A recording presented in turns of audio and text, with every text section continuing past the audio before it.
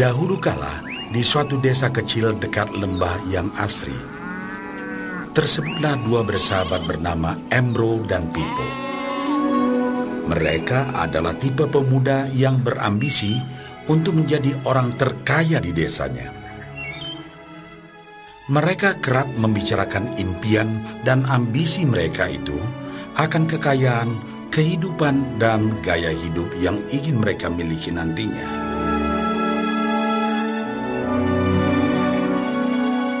Mereka tidak takut untuk bekerja keras, hanya saja mereka masih belum mendapatkan kesempatan untuk dapat mewujudkan cita-cita mereka. Tanpa putus asa, mereka terus mencari dan mencoba gagasan-gagasan baru untuk mendapatkan kesempatan tersebut.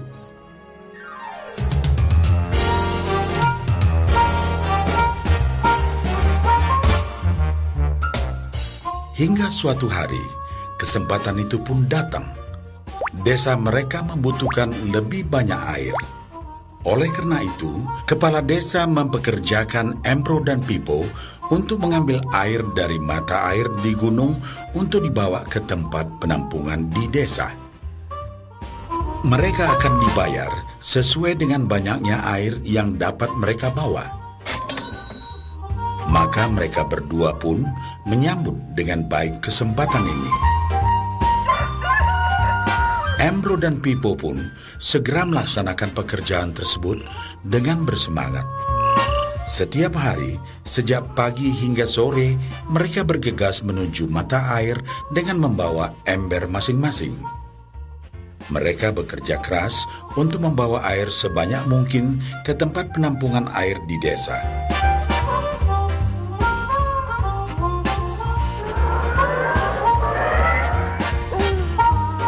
Menjelang sore hari, mereka pun pulang dengan membawa upah dari hasil jerih payah mereka hari itu. Embro merasa puas sekali dengan pekerjaannya itu dan besarnya upah yang ia dapatkan.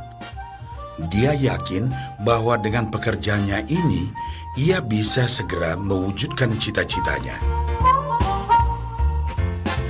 Bahkan untuk menambah penghasilannya, Embro membuat ember yang lebih besar agar dapat lebih banyak membawa air. Embro yakin dengan penghasilannya sebesar itu, tak lama lagi ia bisa segera membeli sapi dan memiliki gubuk baru yang ia idam-idamkan.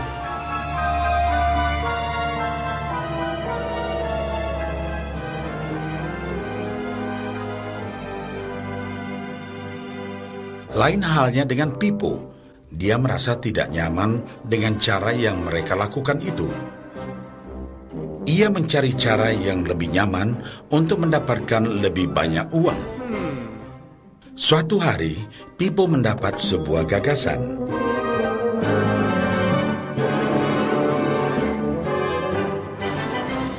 Ia berniat membangun sebuah saluran pipa yang akan mengalirkan air dari mata air langsung ke tempat penampungan air di desa. Dengan saluran pipa tersebut, ia akan mendapat lebih banyak air tanpa perlu lagi membawa ember ke mata air. Ia sangat antusias dengan gagasannya ini. Pipo pun mulai menceritakan gagasannya ini kepada Embro dan mengajaknya bekerja sama. Tetapi Embro tidak sependapat. Ia bahkan mentertawakan gagasan Pipo tersebut karena merasa dirinya mampu mendapatkan lebih banyak uang. Embro pun lebih sering lagi mengambil air dengan ember dan bahkan menggunakan ember yang lebih besar agar dapat membawa lebih banyak air ke desanya. Dengan cara ini, Embro yakin penghasilannya akan meningkat.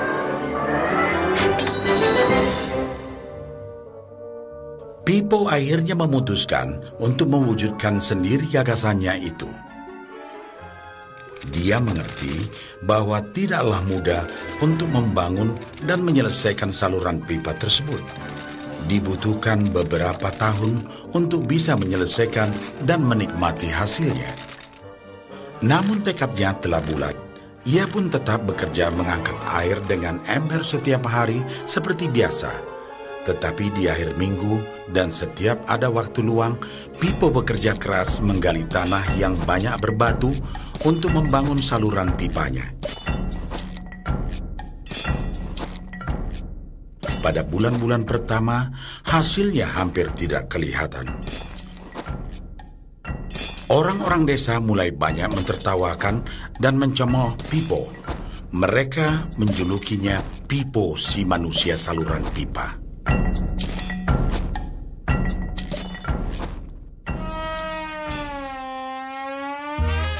Sementara itu, penghasilan Embro telah meningkat 2 kali lipat. Ia sudah berhasil membeli sapi dan memiliki gubuk baru yang lebih besar. Gaya hidupnya pun sudah mulai berubah.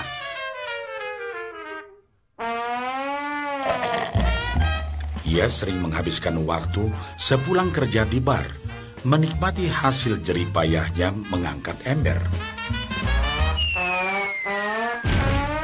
Namun, tanpa disadari, badan Embro kini mulai jadi bungkuk karena begitu beratnya ia harus mengangkat ember besar setiap hari. Raut mukanya pun terlihat kelelahan.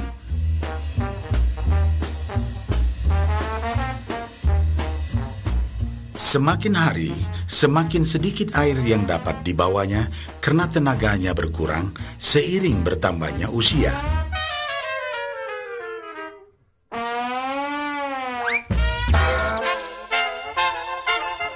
Bulan berganti bulan, tahun berganti tahun. Dan akhirnya, Pipo berhasil menyelesaikan saluran pipanya.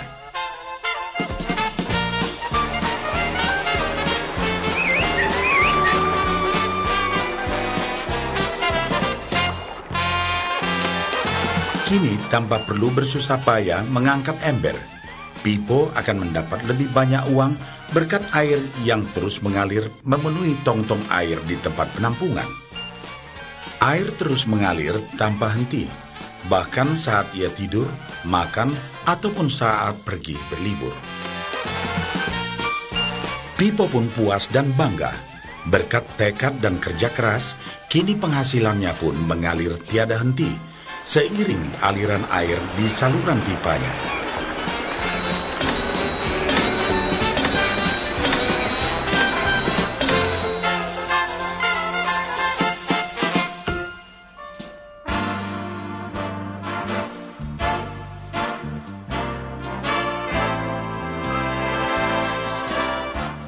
Setelah melihat cerita Embro dan Pipo, kita sadari bahwa cerita mereka menggambarkan kehidupan kita.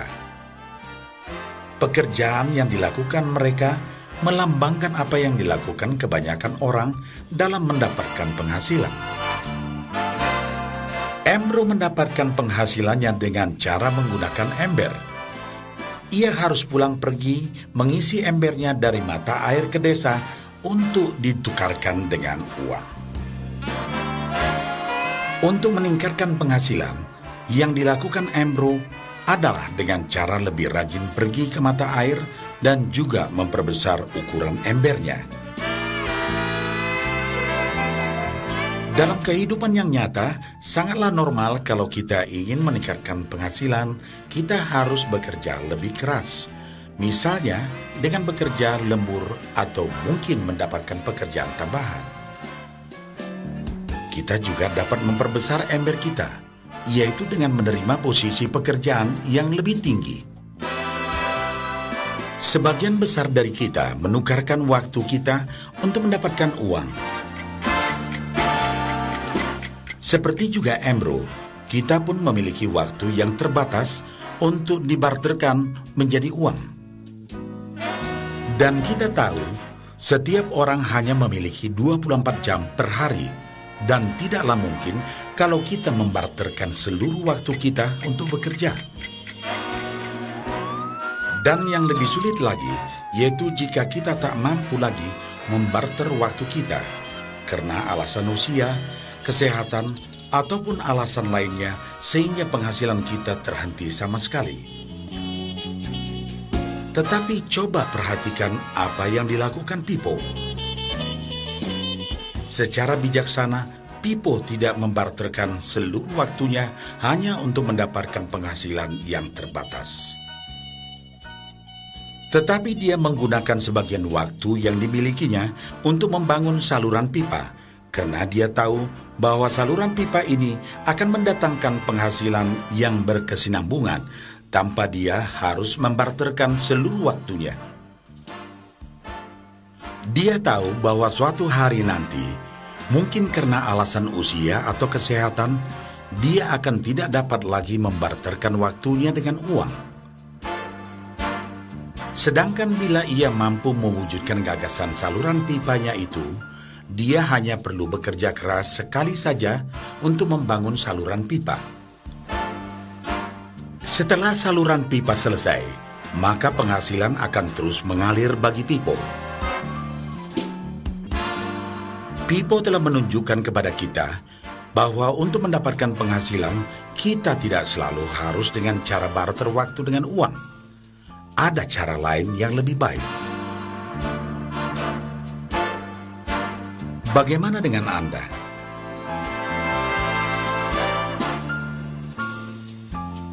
Apakah Anda masih seperti Embro yang membarterkan waktu Anda untuk mendapatkan penghasilan? Atau Anda ingin mengikuti jejak Pipo dengan mulai membangun saluran pipa untuk mendapatkan penghasilan yang berkesinambungan?